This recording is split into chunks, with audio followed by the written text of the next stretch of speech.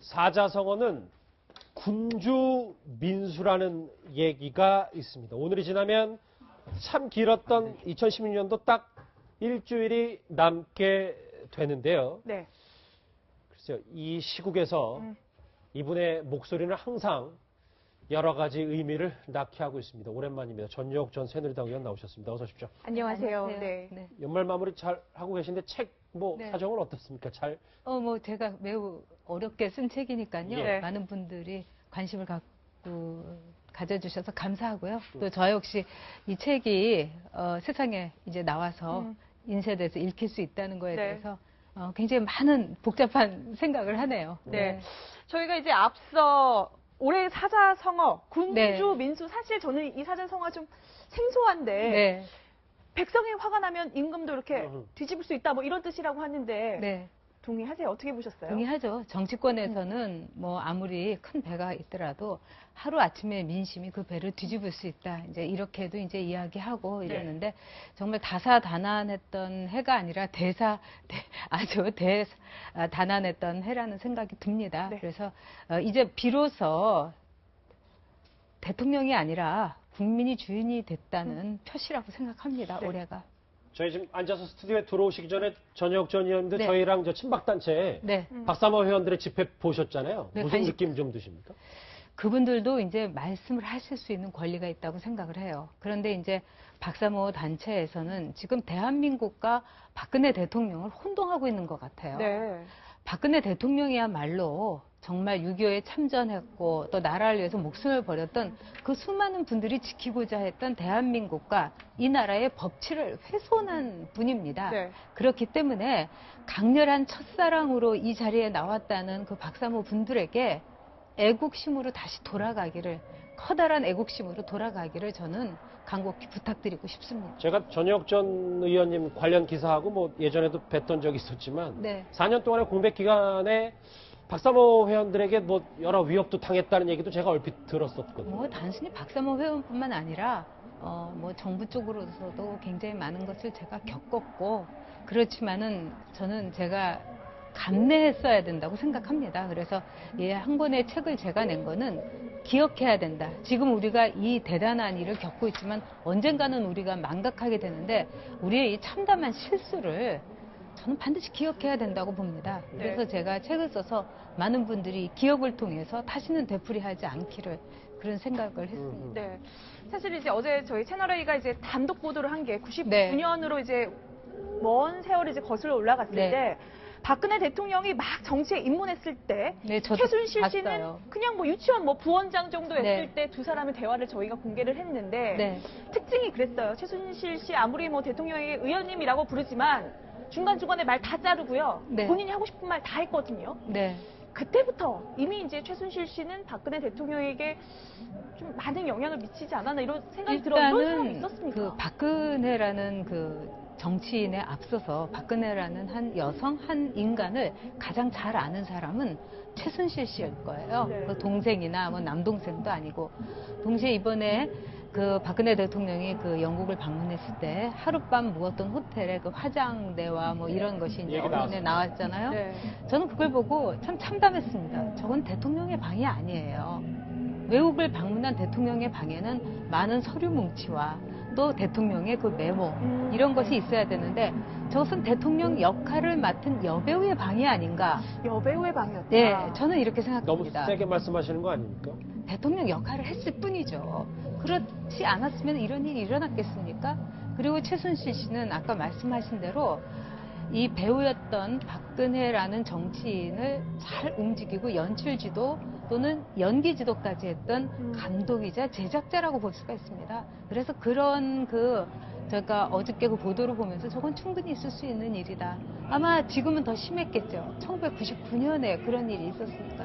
벌써 17년 전이니까 네. 그 이후에는 더 말씀하셨던 것처럼 최순실 감독이 박근혜 대통령 여배우 뭐 이렇게 저희가 얘기해도 되는지는 모르겠지만 의원님 일단 주장이시니까 그거가 더 공고화됐을 수 있다. 네, 그렇지 않으면은 어제 나왔던 보도로는 최종적으로 인사에 대해서 박근혜 대통령이 5명을 뽑았는데 거기에 대해서 최순실이 최종적인 낙점을 했다는 거 아닙니까? 그게 가능합니까?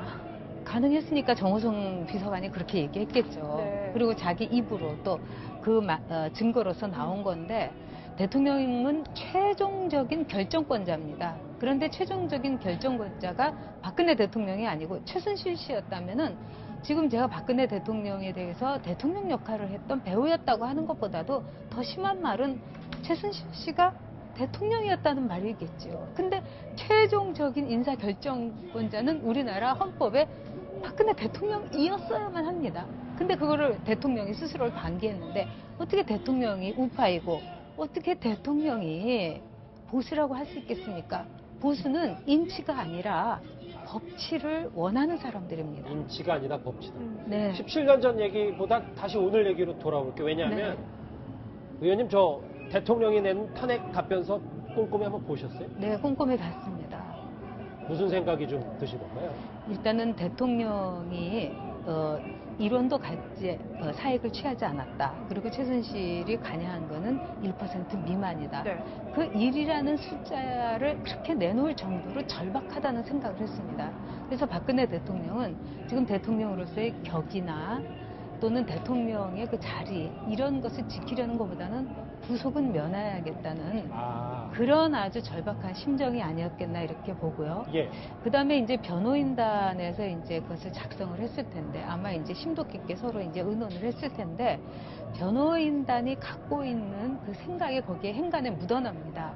말하자면은 즉 박근혜 대통령의 무죄를 성립하는 것에 변호인단 자체가 자신 없는 그런 어투라든가 그런 글이 참 많았습니다. 그래서 보고 나서 제가 이 정도인데 왜 이런 답변서를 내며 좀 더 품위 있고 아름다운 이 추악한 추문 속에서 적어도 금도는 없는 결말을 냈어야 되지 않았나 이런 안타까움이 들었습니다. 네.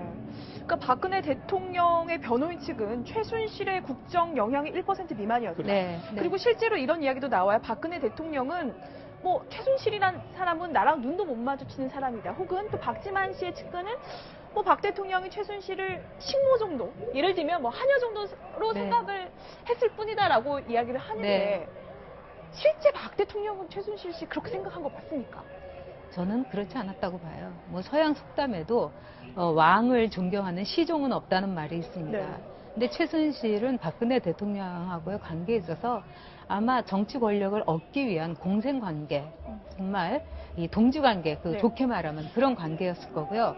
여기서 우리가 잊어서는 안 되는 것은 흔히 이제 최순실에 대해서 그 답변서에서는 말하자면 이제 서양식으로 이제 뭐 키친 뭐 어쩌고 네. 저쩌고 이런 말도 하는데 그거는 사실은 미국 대통령이 허물없는 친구들과 같이 저녁 식사를 하면서 정말 세간의 순수하고 솔직한 얘기를 들었던 거예요. 키친 캐비넷이요. 근데 키친 캐비넷이 성립하지 않는 이유는 뭐냐면 첫째 식사도 하지 않았고 아마 시녀라고 생각했기 때문에 식사를 같이 안 했을 수도 있습니다. 두 번째 그 키친 캐비넷에 있던 친구들은 각자의 자리로 돌아가면 끝이었습니다. 네. 어떤 이해관계 그리고 이익도 취한 적이 없어요. 있을 수 없는 얘기죠. 있을 수 없. 근데 네. 박근혜 대통령이 후보군을 고르고 네. 최순실 씨가 인사를 낙점했다는 오늘 동아일보 일면 보도도 있는데 그것도 그러면 그 한 묶음 속에서도 의원이 봤을 때 맞다고 생각을 하세요? 연설문을 최순실 씨가 고쳐줬다. 그거하고 똑같은 얘기 아니겠습니까? 5명을 박근혜 대통령이 낙점을 했는데 최종적으로 어떠냐고 찍어달라고 한 거. 연설문 수정을 부탁한 거하고 똑같은 일 아닙니까? 기가 막힌 일이지만요. 그러니까는 그 녹취록에 보면 뭐 최순실 씨가 이제 예전에 이렇게 뭐 예산에 대해서 이야기도 하고 네. 그러니까 박근혜 대통령 입장에서는 최순실 씨가 그런 정도의 판단을 할 만한 자기가 믿을 만한 뭐 그런 사람 정도로 생각을 했던 걸까요? 그런 거는 아마 우리가 최순실은 그 아버지한테서 거의 그 마스터 클래스를 졸업한 사람이라고 볼 수 있겠죠. 최태민으로부터 나라 돈을 어떻게 빼먹으며 또 박근혜라는 엄청난 이 자산을 어떻게 관리해야 되는지를 아마 철저하게 배웠을 겁니다. 네. 그렇기 때문에 의원님 하면서 또는 이 아시아의 지도자가 될 거라고 막 이렇게 얼르면서 결국은 박근혜라는 한 여성이자 정치인의 머리와 모든 것을 장악을 했다고 볼 수 있겠죠. 신변의 모든 것을. 그렇기 때문에 박근혜는 이것이 자기의 말이라고 생각을 했겠지만은 아마 며칠 전에 최순실이 슬쩍 이제 짚어주면서 박근혜 대통령이 이렇게 얘기하면 아, 맞습니다. 어쩜 그렇게 훌륭한 생각을 하십니까? 이런 관계였겠죠.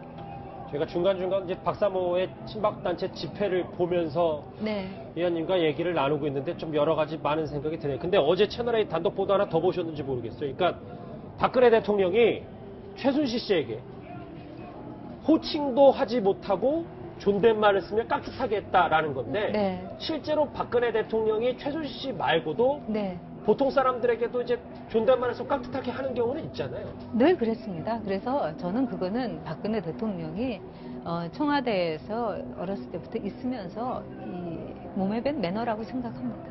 몸에 밴 매너긴 한데 호칭이 예를 들면 뭐 최순실 씨, 순실아 뭐 이렇게는 40년 통상적으로 좀 씩인데. 부를 수 있는 거 아닐까요? 네. 제가 보기에는 그 둘의 관계는 이 자리에서 참 얘기하기도 뭐할 정도로 우리의 상상을 벗어나는 관계입니다. 그러니까 뭐 피보다 진한 물이라는 말을 박지만 씨는 하지 않았다 하지만은 글쎄 피나 물을 떠나가지고 저는 일체화된 동질화된 하나의 그 쌍둥이 형제라고도 볼 수 있겠죠. 쌍둥이 그 자매라고도. 쌍둥이 자매. 자매다. 네. 그렇지만 거기에서의 모든 그 머릿속은 아마 최순실이 차지하고 있었을 겁니다. 여기서는 말씀 못 하시는 게 많다고 했잖아요. 그러니까 그 두 사람의 특수 관계니까 관계는 예. 매우 사적인 관계까지도 깊이 이렇게 엮여져 있으니까요. 그래서 그 단독 보도에 호칭 못하고 뭐 존댓말 네. 쓰는 거야 원래 다른 사람한테 그렇다고 치면 무슨 말을 할 때 본인 스스로 말을 끊고 바로 주장을 관철시키는 것도 그 정호성 전 비서관의 통화 내용 비밀 녹취 거기 다 있다고 하거든요. 네, 네, 그랬을 겁니다. 그리고 제가 보기에는 그 녹취에서는 두 사람의 남자가 있었지 않습니까? 네. 그렇기 때문에 호칭을 안 불렀던 것 같고 아마 최순실 씨와 박근혜 대통령 두 사람이 있을 때는 어떤 호칭이 있었을 거라고 생각합니다. 저는. 네. 호칭이 뭐 그러니까 누가 한 명이 듣지 않으면 호칭이 분명히 있었을 것이다. 네, 네. 네. 자, 지금 이제 뭐 오늘도 지금 보면 저렇게 박근혜 대통령을 옹호하는 입장과 그렇지 않은 입장이 뭐 대립을 하고 있는데 네. 뭐 새누리당 이야기 잠깐 해볼게요. 지금 유승민 의원이나 김무성 의원 같은 경우도 박근혜 대통령을 이제 비토를 하면서 지금 네.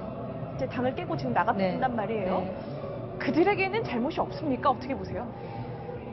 아, 그 나라보다는 권력을 더 사랑했던 분이라고 생각합니다. 누가요?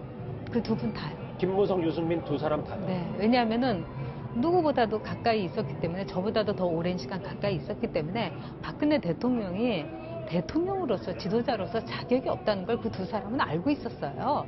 그렇지만은 박근혜라는 한 인기 스타 정치인을 앞세워서 그 뒤에서 자신들이 얻게 될 권력에 대해서 더 무게를 둔 거죠. 그거를 정치는 권력을 쫓는 동물이니까 그걸 비난할 수는 없겠다. 뭐 이런 말도 있겠지만 네. 저는 그래도 나라와 국민을 더 생각했어야 된다고 생각합니다. 자기 한 몸을 희생한다 하더라도. 아, 물론 모르겠어요. 뭐 그렇게 말씀하실 수도 있지만 두 사람 다 그래도 박근혜 대통령과 어느 정도 시점에선 멀리한 사람들이고 네. 지금 청문회 보면 최순실 씨 아는 사람이 아무도 없는데 저 두 분도 다 저 정도 얘기 정도밖에 할 수 없는 거 아닌가요?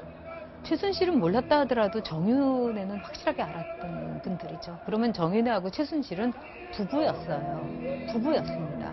그리고 2011년 2012년 그 대선 때 예. 2011년이 이제 12월인데 그때 대선 때 절대로 박근혜 대통령을 지지하지는 말았어야죠. 근데 그 두 분들이 했던 말을 제가 이렇게 다 집에서 텔레비전으로 보면서 참 가슴이 아팠습니다. 네. 근데 그 두 분을 제가 비난하는 게 아니라 가슴이 아팠습니다. 가슴이 아프다. 네, 이 나라의 국민들이 너무 안타깝고 불쌍했습니다. 제가 왜냐하면 정치인들은 그렇게 해서는 안 되니까요. 자기 한 몸 희생하면 되지 않습니까? 자기 한 몸 국회의원 뺏지 않으면 되는 거고요. 근데 가짜 보수는 없어야 되고 진짜 보수로 이제 저 개혁 보수 신당 네. 만들어서 네. 하면 네. 그래도 지금 뭐 화면에 보시는 친박단체와는 별개로 그분들은 이제 보수를 결집시켜서 분명히 반기문 총장이 누구든 할 수 있는 거 아닙니까? 그런 동력은 당연히 있어야 되는 거 아닙니까? 제가 보기에는 그분들이 이제는 정말 내 한 몸 희생하신다는 자세로 네. 정말로 스스로부터 개혁하고 스스로부터 아주 반성하면서 정치를 하시면은 뭐 될 거라고 봅니다. 근데 얼마나 반성하느냐가 중요하고 거기에 따라서 국민들의 마음도 움직이겠죠. 네. 물어보고 여쭤보고 싶은 게 참 네. 많은데 저희 또 움직이는 상황이 많아서 전혁 전 의원 말씀은 오늘 여기까지 듣겠습니다. 말씀 고맙습니다. 고맙습니다.